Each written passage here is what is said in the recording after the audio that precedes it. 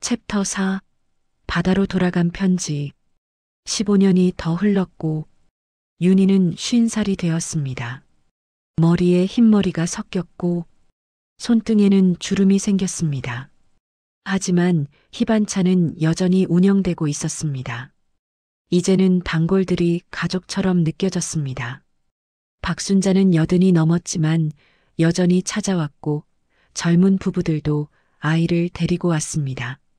윤희는 명찰을 단 이후 조금씩 변했고 손님들과 대화를 나누기 시작했습니다. 짧은 인사였지만 마음이 담겼습니다. 오늘 날씨 좋네요. 아이가 많이 컸어요. 작은 말들이 쌓였습니다. 어느 날 우편물이 도착했습니다. 여수시청 문화가라는 발신인이고 봉투를 열어보니 공문이 들어 있었습니다. 여성인권주간 강연자 초청의 건, 여수에서 여성폭력 예방주간 행사를 연다는 내용이었습니다. 윤희의 이야기가 신문기사에 짧게 실렸던 것을 보고 연락했다고 했습니다. 지역 출신으로 어려움을 극복한 사례로 강연을 부탁한다는 요청이었습니다. 윤희는 편지를 내려놓았고 손이 떨렸습니다. 여수, 그곳으로 돌아간다는 것은 생각해 본 적이 없었습니다. 36년 만에 돌아가는 것이었습니다. 먼저 거절 편지를 써서 죄송하지만 어려울 것 같습니다. 하지만 봉투에 넣지 못했습니다. 이금자 아주머니의 말이 떠올랐습니다. 과거와 화해해. 일주일을 고민했고 밤마다 잠을 이루지 못했습니다. 하지만 결국 전화를 걸어서 네, 하겠습니다. 담당자는 기뻐했습니다. 윤희는 전화를 끊고 창밖을 바라보고 결심은 했지만 두려웠습니다. 한 달 후 윤희는 여수행 기차에 올랐습니다. 36년 전 탔던 그 노선이었습니다. 하지만 모든 것이 달랐고 기차는 빨라졌고 좌석은 편해졌습니다. 창밖 풍경도 변했고 높은 건물들이 늘어서 있었고 여수역에 도착했을 때 가슴이 두근거렸습니다. 역 광장은 완전히 바뀌어 있었습니다. 옛날의 모습은 찾을 수 없었습니다. 윤희는 안도했습니다. 과거가 사라진 것 같았습니다. 시청 직원이 마중 나왔는데 젊은 여성이었습니다. 윤하정 선생님이시죠? 감사합니다. 오시느라 힘드셨죠? 아니에요. 괜찮습니다.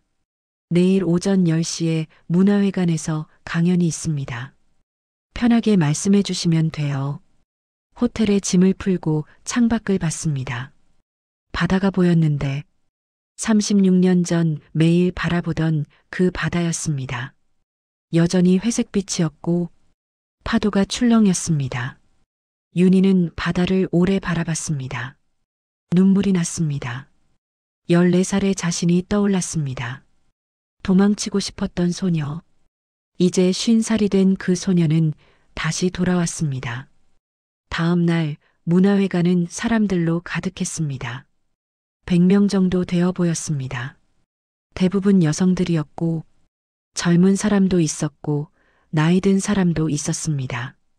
윤희는 무대에 올랐습니다. 조명이 눈부셨습니다.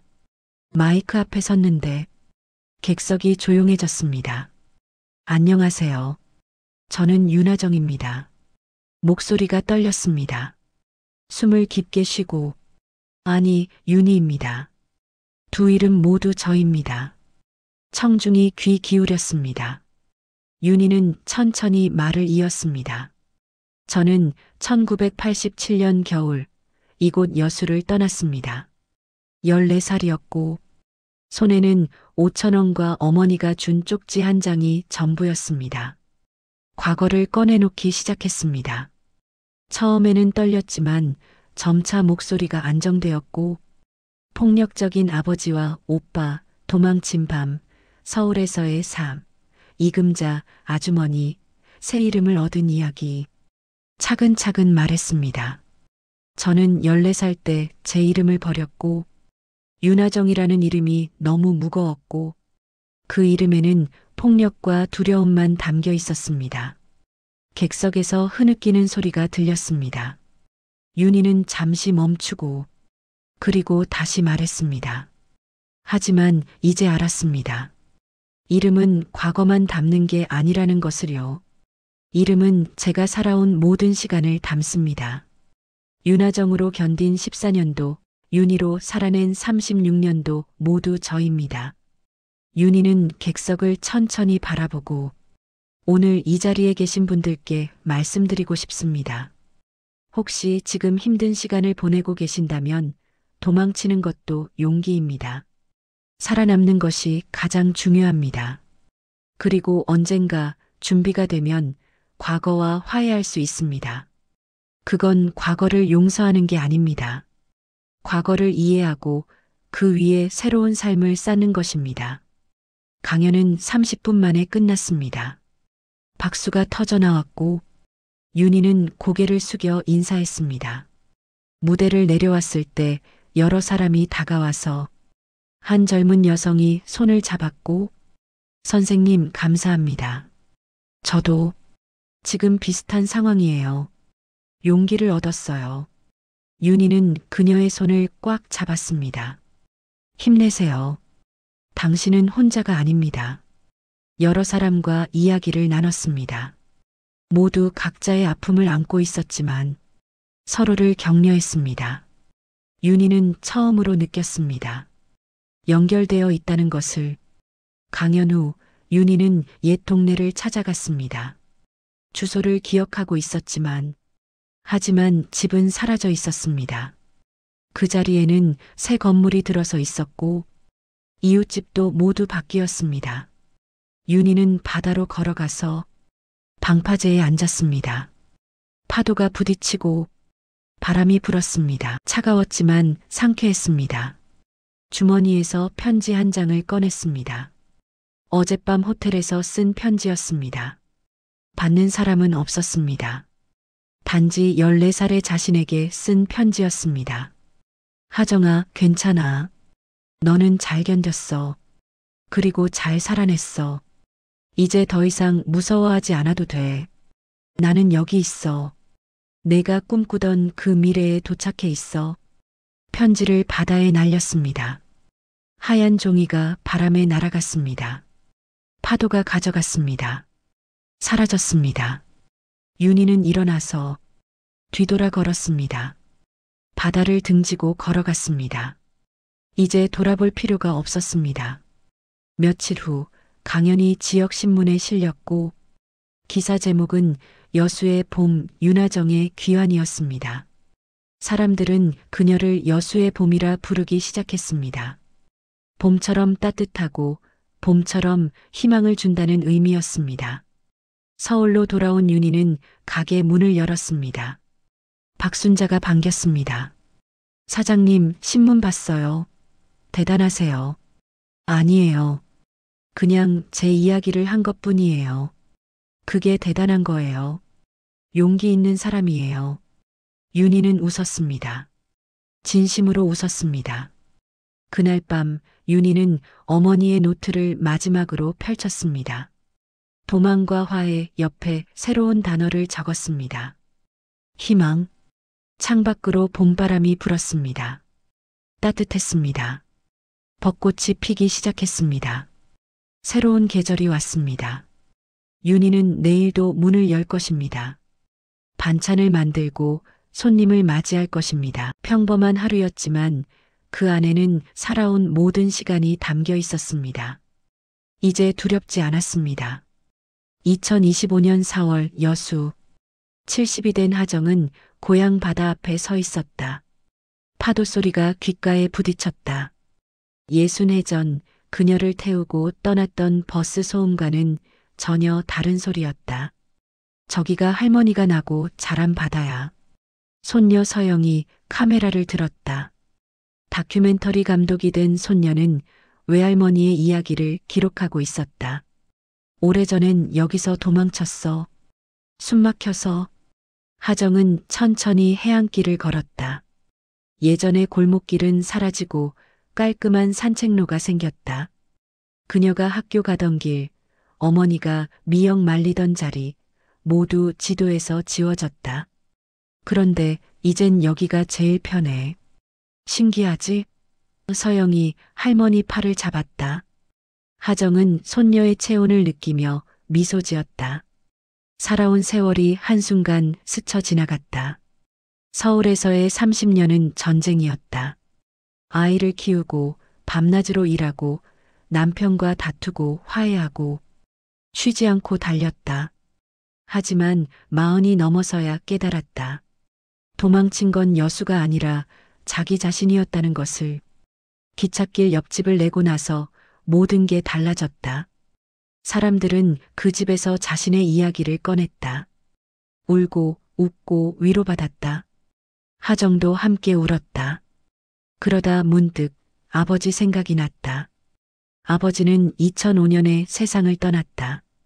하정은 장례식에 갔다. 처음으로 고향 집 문턱을 다시 밟았다. 오빠는 무뚝뚝하게 말했다. 많이 늙었네. 하정은 대답했다. 오빠도. 그게 화해의 전부였다. 충분했다. 아버지의 유품 속에서 낡은 공책이 나왔다. 일기였다. 펼치자 첫 장에 이렇게 적혀 있었다. 하정이는 바다처럼 넓은 아이다. 여기 가둬둘 수 없다. 하정은 그 자리에서 한참을 울었다. 아버지는 알고 있었다. 딸을 보낸 그날 슬픔이 아니라 응원이었다는 것을. 미안해했던 세월이 무너져 내렸다. 산책로 끝에 작은 표지판이 서 있었다.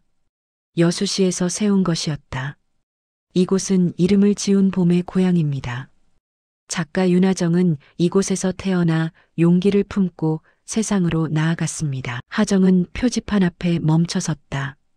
서영이 사진을 찍었다. 할머니, 여기 이름 나와 있어요. 윤하정. 멋지다. 그래, 이제 내 이름이야. 하정은 가방에서 편지 한 통을 꺼냈다. 오래전 쓰고 보내지 못했던 편지였다. 봉투에는 어머니께라고 적혀 있었다. 편지를 열었다. 바람이 종이를 흔들었다. 엄마, 나 이제 괜찮아요.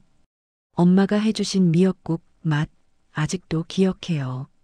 짠 것 같으면서도 단맛이었어요. 엄마가 날 키운 마음도 그랬겠죠. 미안했던 거 다 풀어요. 고마웠던 것도 이제 말할게요. 사랑해요, 엄마. 하정은 편지를 바람에 날렸다. 종이가 하늘로 올라가 바다 쪽으로 날아갔다. 어디론가 닿을 것이다. 그걸로 됐다. 할머니, 저도 할머니처럼 살고 싶어요. 서영이 말했다. 하정은 손녀를 꼭 안았다. 넌 내 이름으로 살아. 그게 제일 중요해. 두 사람은 바다를 바라봤다. 파도는 쉬지 않고 밀려왔다. 하정은 생각했다. 파도는 항상 돌아온다. 떠나도 멀리 가도 결국 제자리로. 사람도 그런 게 아닐까? 도망쳐도 숨어도 언젠가 자기 이름으로 돌아오는 것. 해가 기울었다. 하늘이 주황빛으로 물들었다. 이제 갈까? 서영이 물었다. 하정은 고개를 저었다. 조금만 더. 바다 좀 더 보고. 그녀는 바닷바람을 들이마셨다. 짜고 시원하고 낯익은 바람. 이제야 알았다. 이 바다는 그녀를 가둔 적이 없었다. 그저 기다리고 있었던 것이다. 돌아올 때까지. 멀리서 갈매기 한 마리가 날아갔다. 하정은 그 모습을 따라 눈을 움직였다. 새는 자유롭게 하늘을 가로질렀다. 어디로 가는지 모르지만 두렵지 않아 보였다. 봄이 왔네. 하정이 중얼거렸다. 서영이 되물었다. 지금 봄이잖아요? 응, 지금 봄이야. 드디어. 하정은 미소 지었다. 70이 넘어 찾아온 봄이었다. 늦었다고 생각하지 않았다. 봄은 언제든 온다. 기다리는 사람에게. 해가 완전히 넘어갔다. 어둠이 바다를 덮었다. 하지만 하정의 마음은 밝았다. 이제 그녀는 윤하정이었다. 이름을 지운 봄이 아니라 이름을 되찾은 봄. 두 사람은 천천히 돌아섰다. 뒤에서 파도 소리가 따라왔다. 안녕이 아니라 또 만나자는 인사처럼 들렸다.